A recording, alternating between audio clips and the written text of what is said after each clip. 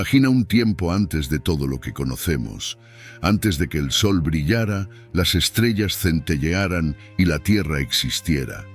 Para muchos, este concepto es difícil de comprender, pero la Biblia nos ofrece vislumbres de lo que existía antes de la creación del mundo. Las Escrituras revelan que, antes de todas las cosas, estaba Dios, eterno e inmutable. En 1 Pedro, capítulo 1, versículo 20, leemos que Jesús fue conocido antes de la fundación del mundo. Esto nos lleva a entender que Jesús, el Hijo de Dios, existía desde la eternidad. Él no fue creado, sino que estaba con Dios Padre desde siempre. Esta preexistencia de Jesús es un misterio profundo, pero esencial para la fe cristiana. Antes de cualquier creación, Jesús ya estaba en el plan de Dios para redimir a la humanidad.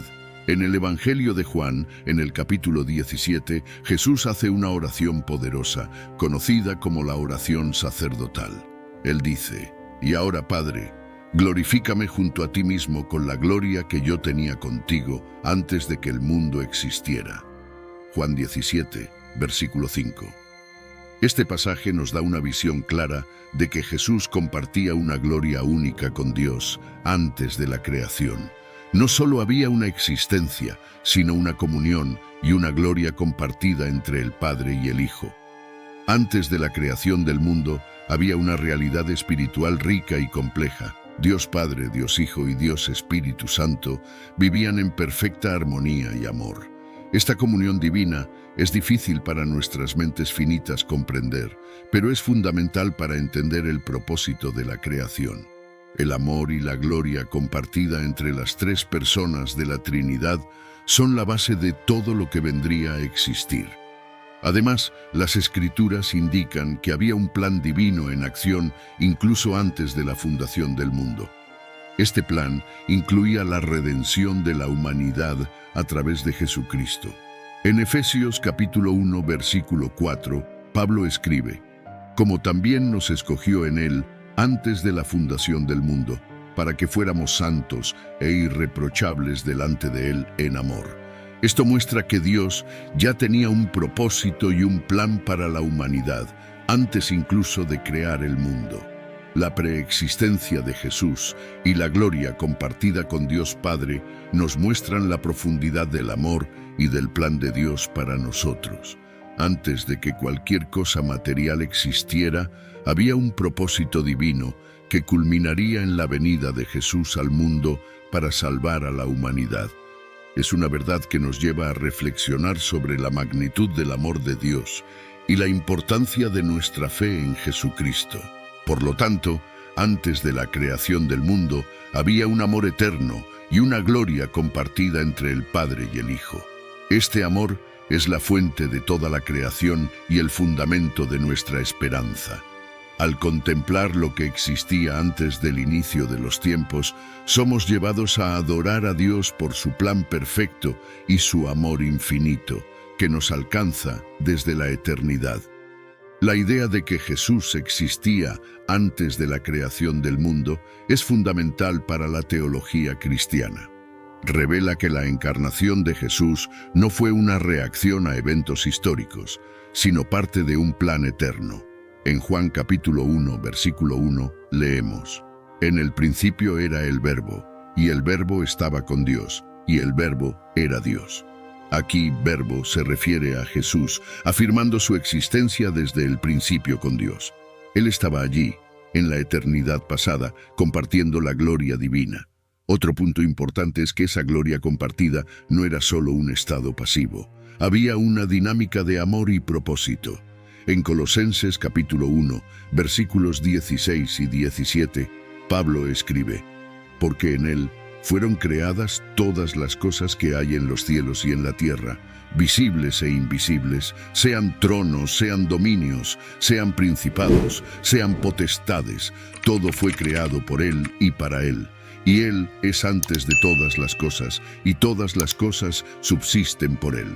Este texto nos revela que Jesús, el Verbo, no solo existía antes de la creación, sino que también era el agente activo en la creación de todas las cosas. Además, la preexistencia de Jesús y la gloria que Él tenía con el Padre antes de la creación nos da una visión del propósito redentor de Dios. En Tito capítulo 1, versículos 2 y 3, leemos sobre la esperanza de la vida eterna, la cual Dios, que no puede mentir, prometió antes de los tiempos eternos. La promesa de vida eterna, revelada en Jesucristo, fue establecida antes del inicio de los tiempos, mostrando que la redención y la salvación siempre fueron parte del plan divino. Así, al reflexionar sobre lo que existía antes de la creación del mundo, somos llevados a una comprensión más profunda de la naturaleza de Dios y de su amor por nosotros. La preexistencia de Jesús, la gloria compartida con el Padre y el plan redentor revelan la profundidad y la eternidad del amor divino. Dios, en su infinita sabiduría, ya tenía un plan de salvación en acción, demostrando que el amor y la redención son centrales a su naturaleza eterna. Antes de la creación del universo, antes de que cualquier estrella brillara o que la tierra tomara forma, existía la majestad eterna de Dios. Imagina un poder y una gloria que trascienden cualquier cosa que podamos comprender. Dios, en su esencia, es infinito y eterno, una presencia que no tiene principio ni fin. Esta majestad es inconmensurable, algo que solo comenzamos a vislumbrar a través de las Escrituras. La majestad de Dios es revelada en diversos pasajes bíblicos, pero uno de los más profundos se encuentra en la oración de Jesús en Juan, capítulo 17. Esta oración, conocida como la oración sacerdotal, es una conversación íntima entre Jesús y el Padre, un momento de profunda comunión y revelación. Jesús, sabiendo que su hora había llegado, ora para que la gloria que compartía con el Padre desde antes de la creación del mundo fuera manifestada. Jesús comienza su oración diciendo: Padre, ha llegado la hora, glorifica a tu Hijo, para que también tu Hijo te glorifique a ti. Juan 17, versículo 1. Aquí vemos una petición para que la gloria eterna que existía antes del tiempo sea revelada a través de su obra redentora. Esta gloria no es una novedad, es la misma gloria que Él siempre tuvo con el Padre, una gloria que trasciende el entendimiento humano. La presencia de Dios antes de la creación del universo es un concepto que desafía nuestra comprensión. Antes de que cualquier cosa existiera, Dios ya era. Él es el Alfa y el Omega, el principio y el fin. Su majestad es evidente en todo lo que Él hace, desde la creación hasta la redención. La oración de Jesús en Juan 17 nos da una visión única de esta majestad eterna. Jesús continúa su oración diciendo: Y ahora glorifícame tú, Padre, junto a ti mismo, con aquella gloria que tenía contigo antes de que el mundo existiera. Juan 17, versículo 5. Esta petición revela la profundidad de la relación entre Jesús y el Padre, una relación que es anterior a toda la creación. La gloria de Dios no es solo un atributo, es parte de la esencia divina, algo que Jesús compartió plenamente antes de tomar forma humana. La importancia y profundidad de esta oración de Jesús no pueden ser subestimadas. Nos revelan no solo la divinidad de Jesús, sino también su misión y propósito. Él vino al mundo para revelar la gloria de Dios y para cumplir un plan eterno de redención. La oración de Jesús en Juan 17 es un reflejo de esa misión, una manifestación de su obediencia y amor por el Padre. Esta oración también nos muestra la majestad de Dios en su disposición para redimir a la humanidad. La gloria que Jesús pide para ser revelada es la misma gloria que se manifestará en la cruz, un acto de sacrificio supremo que demuestra el amor de Dios de una manera incomparable. La majestad de Dios se ve en su capacidad de transformar la tragedia en triunfo, la muerte en vida. Al meditar sobre la majestad eterna de Dios y la oración de Jesús, somos llevados a una mayor apreciación de la profundidad del amor divino. Antes de la creación del universo, había un plan perfecto, un propósito glorioso. La oración de Jesús en Juan 17 nos da un vislumbre de ese plan, revelando la majestad y la gloria que son inherentes a Dios y que fueron compartidas con Jesús desde la eternidad. Por lo tanto, al reflexionar sobre la majestad de Dios y la profundidad de la oración de Jesús, somos llamados a una adoración más profunda y a una comprensión mayor del plan divino. La gloria que existía antes de la creación del mundo es la misma gloria que nos redime y nos transforma. La presencia eterna de Dios y la majestad revelada en Jesús son fundamentos de nuestra fe y esperanza, algo que trasciende el tiempo y nos conecta con lo eterno. Antes de que existiera el tiempo y el espacio, antes del universo que conocemos, Dios ya existía. Esta idea es tanto fascinante como compleja, pues trasciende nuestra comprensión humana. La eternidad pasada de Dios nos lleva a un estado donde no había inicio, medio o fin. Dios simplemente es un ser eterno cuya existencia no depende de nada más que de sí mismo. Cuando abrimos la Biblia en Génesis, encontramos el inicio de la creación. En el principio, Dios creó los cielos y la tierra. Este versículo marca el inicio de todo lo que conocemos, el comienzo del tiempo y del espacio. Antes de este momento solo existía Dios, en su infinita majestad y poder. La creación en Génesis nos presenta a un Dios que trae orden al caos, luz a la oscuridad y vida al vacío. La creación del hombre es un evento significativo en este proceso. En Génesis leemos que Dios formó al hombre del polvo de la tierra y sopló en sus narices el aliento de vida. El hombre se convirtió en un alma viviente, creado a imagen y semejanza de Dios. Sin embargo, esta creación es distinta de la eternidad pasada de Dios. El hombre tuvo un comienzo, Dios no. Mientras la humanidad fue creada para existir dentro del tiempo, Dios existe fuera del tiempo, sin límites ni restricciones. Esta distinción es crucial para entender la naturaleza de Dios y su relación con la creación. Dios es eterno, inmutable e independiente.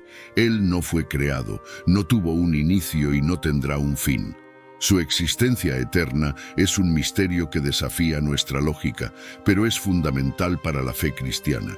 La eternidad pasada de Dios nos revela un ser que es soberano sobre todas las cosas, que controla el tiempo y el espacio y que es la fuente de toda la creación. La creación del hombre, por otro lado, es un acto de amor y propósito divino. Dios creó al hombre para relacionarse con él, para reflejar su gloria y para gobernar sobre la creación. Aunque el hombre tiene un inicio, su propósito está entrelazado con el plan eterno de Dios. En Salmos leemos: «Desde la eternidad y hasta la eternidad, tú eres Dios». Esto nos recuerda la naturaleza eterna de Dios, que sobrepasa cualquier concepto de tiempo que podamos tener. La comprensión de la eternidad pasada de Dios nos da una perspectiva más amplia sobre nuestra propia existencia y propósito. Somos parte de un plan mayor, diseñado por un Dios eterno que nos amó antes, incluso de ser creados. Este entendimiento nos lleva a una mayor apreciación de nuestra propia vida y del plan divino que se extiende desde la eternidad hasta la eternidad. Así, al reflexionar sobre la eternidad pasada de Dios y la creación en Génesis, somos llevados a reconocer la grandeza y la soberanía de Dios. Él es el Creador eterno, y nosotros somos parte de su creación, llamados a vivir en comunión con Él y a reflejar su gloria. Esta distinción entre la eternidad pasada de Dios y la creación del hombre nos ayuda a entender mejor nuestra fe y nuestra relación con el Creador.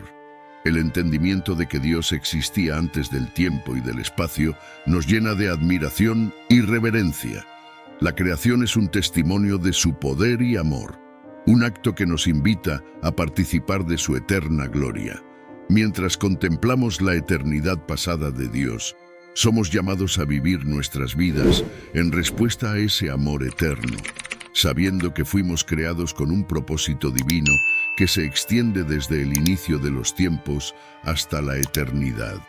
vamos a explorar la intrigante y misteriosa identidad de los hijos de Dios mencionados en las Escrituras. Esta expresión aparece en pasajes como Génesis capítulo 6 y en el libro de Job, suscitando debates e interpretaciones variadas a lo largo de los siglos. ¿Quiénes son estos hijos de Dios? ¿Serían ángeles caídos u otros tipos de seres espirituales? En Génesis capítulo 6 leemos sobre los hijos de Dios que vieron a las hijas de los hombres y tuvieron hijos con ellas. Esta unión resultó en el nacimiento de los Nefilim, descritos como gigantes o héroes de renombre de la antigüedad. La identidad de los hijos de Dios en este pasaje ha sido objeto de mucha especulación. Una interpretación común es que estos hijos de Dios eran ángeles caídos, seres celestiales que desobedecieron a Dios y tomaron para sí esposas humanas. Esta visión es sostenida por algunas tradiciones judías y cristianas antiguas, que ven estos eventos como un acto de rebelión angelical. El libro de Job también menciona a los hijos de Dios, especialmente en las escenas celestiales donde se presentan ante el Señor. En Job capítulo 1, versículo 6, leemos: «Y un día vinieron los hijos de Dios para presentarse delante del Señor, y Satanás vino también entre ellos». Aquí, los hijos de Dios son generalmente interpretados como seres espirituales que tienen acceso a la presencia divina, indicando una categoría de ángeles o seres celestiales que sirven a Dios. Los Nefilim, resultantes de la unión de los hijos de Dios con las hijas de los hombres, son descritos como seres poderosos y de gran estatura. La palabra Nefilim es frecuentemente traducida como gigantes, pero su significado exacto es incierto. En Números capítulo 13, cuando los espías israelitas regresan de Canaán, mencionan la presencia de gigantes en la tierra, mencionando a los Nefilim y sugiriendo que estos seres continuaron existiendo después del diluvio.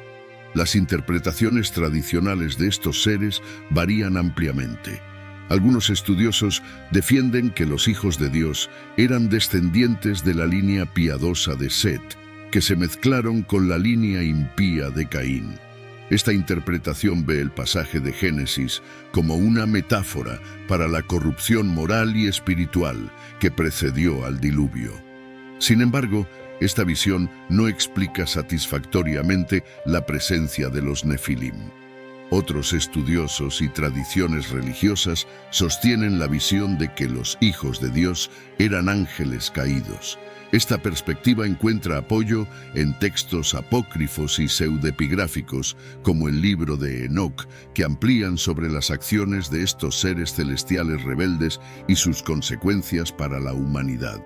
Según estas tradiciones, los ángeles caídos no solo desobedecieron a Dios, sino que también enseñaron a los humanos prácticas prohibidas y conocimientos ocultos, contribuyendo a la corrupción del mundo prediluviano. Al discutir la identidad de los hijos de Dios y de los Nefilim, es importante considerar las diversas interpretaciones y las tradiciones que se han desarrollado a lo largo del tiempo.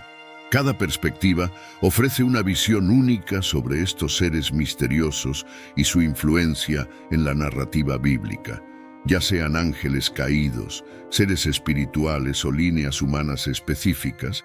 Los hijos de Dios y los Nefilim continúan fascinando a estudiosos y creyentes, invitándonos a profundizar nuestra comprensión de las Escrituras y del mundo espiritual.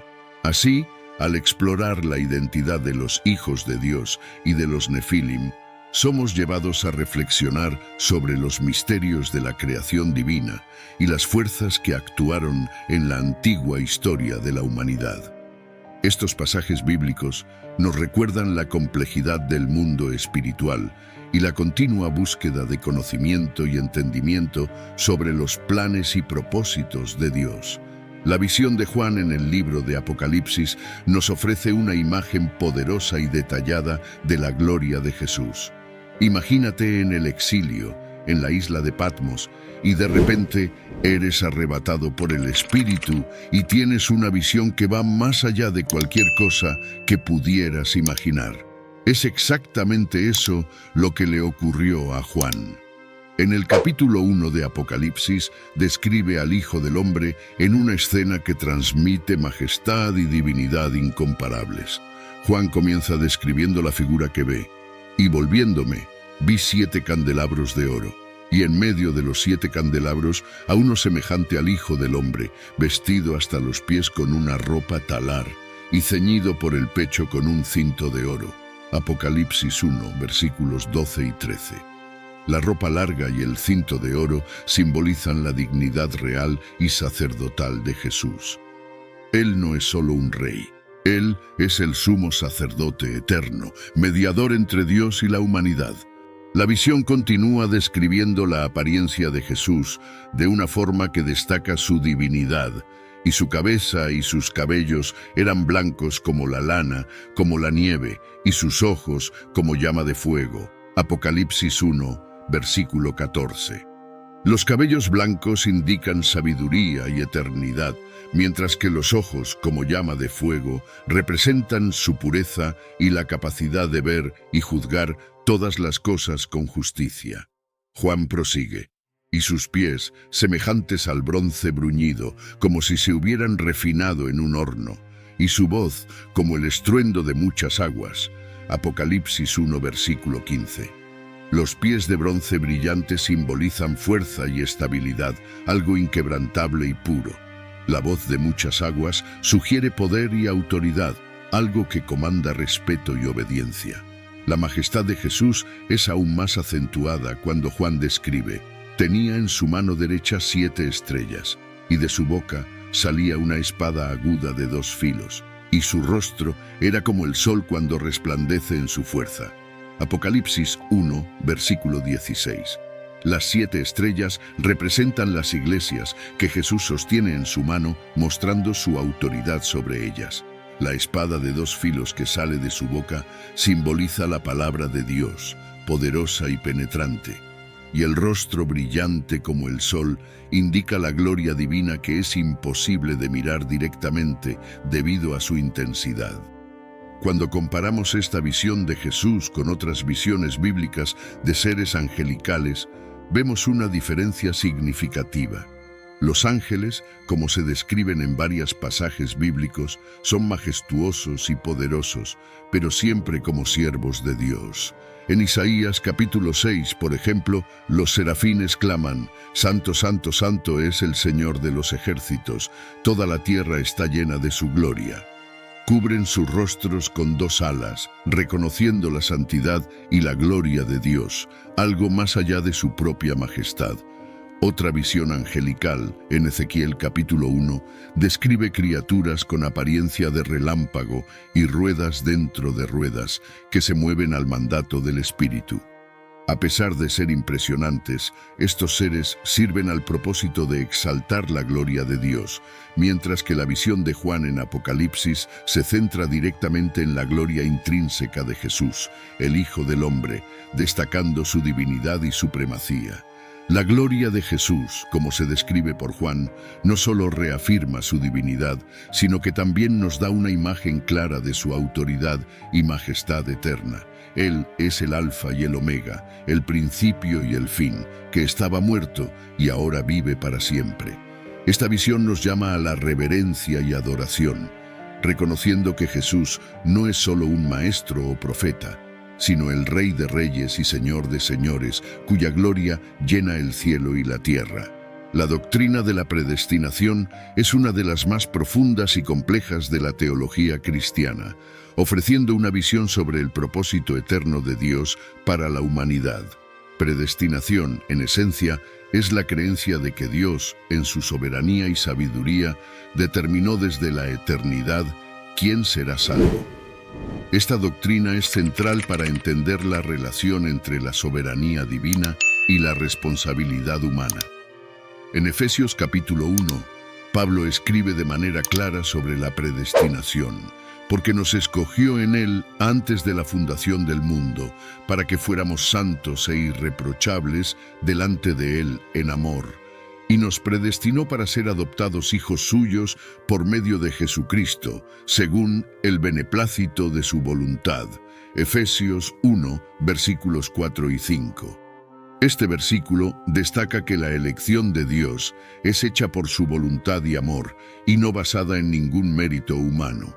Desde antes de la creación, Dios ya tenía un plan perfecto para redimir y adoptar a los creyentes como sus hijos. Otro pasaje importante es Romanos capítulo 8, donde Pablo afirma: «Y sabemos que a los que aman a Dios, todas las cosas les ayudan a bien. Esto es, a los que conforme a su propósito son llamados. Porque a los que antes conoció, también los predestinó para que fuesen hechos conforme a la imagen de su Hijo, para que Él sea el primogénito entre muchos hermanos». Romanos 8, versículos 28 y 29. Aquí, Pablo conecta la predestinación con la conformidad a la imagen de Cristo, indicando que el propósito de Dios es transformar a los creyentes para ser como Jesús. Reflexionar sobre la predestinación nos lleva a una mayor comprensión del propósito de Dios para los creyentes. Él nos escogió para ser santos e irreprochables, reflejando su gloria y viviendo en comunión con Él.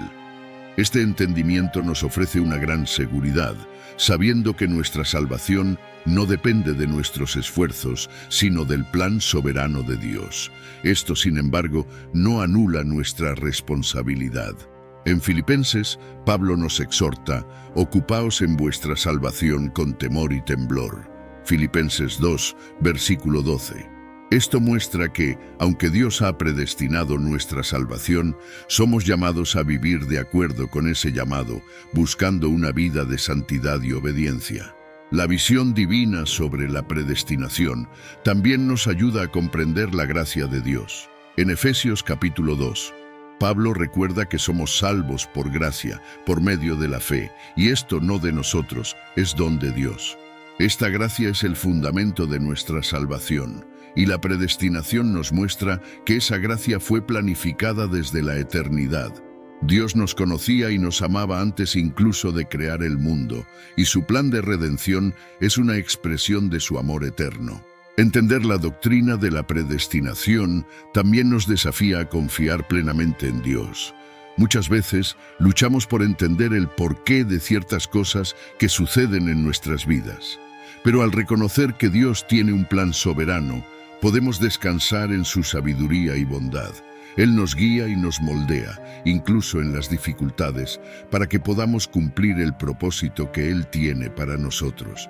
Así, la doctrina de la predestinación no solo nos enseña sobre la soberanía de Dios, sino que también nos llama a una vida de confianza y obediencia.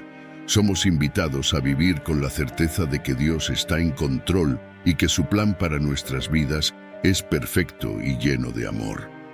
Al comprender esto, nuestra fe es fortalecida y nuestra esperanza se vuelve más firme, sabiendo que fuimos escogidos y amados por Dios desde la eternidad. Por lo tanto, al reflexionar sobre la predestinación y la redención, somos llevados a adorar a Dios por su soberanía y gracia. Él nos llamó, nos predestinó y nos redimió para que pudiéramos ser sus hijos y vivir para su gloria. Este entendimiento transforma nuestra perspectiva, nos llena de gratitud y nos motiva a vivir de manera digna del llamado que hemos recibido. El mundo que vemos y tocamos es solo una parte de la realidad.